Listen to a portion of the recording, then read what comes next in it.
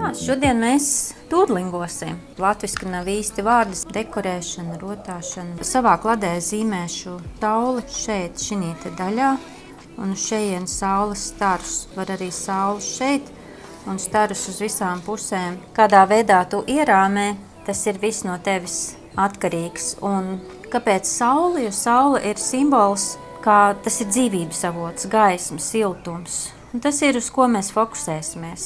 Es lietošu tinti, rotiņu, bet tu vari lietot rapidogrāfu, zīmuli vai kādas pat ar ūdenskrāsām. Ar jebko pilnīgi jūs varat dūdlingot. Nav tāds likums, kādā veidā drīkst vai jādara tas dūdlingošana. Un ko vēl mēs darīsim, kāpēc par sauli domāsim? Tāpēc, ka tā ir gaisma.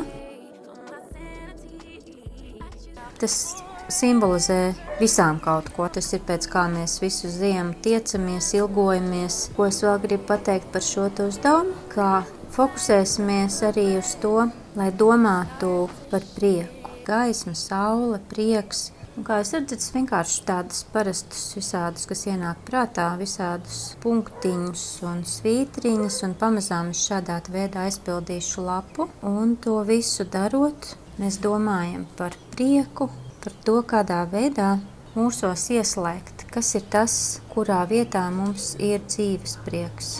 Kā tev bija dzīves prieks, kurā mirklī bija vislielākais, kad tu viņu izjūti, kāpēc tu viņu izjūti. Ja viņš ir apdzisis vai kādreiz bija apdzisis, tad vai tas ir atjaunots? Un ja nav atjaunots, tad kā tu vari atjaunot? Un atkal tas ir tā kā brīvas formas uzdevums. Es šeit ierakstīšu iekšā dzīves prieks.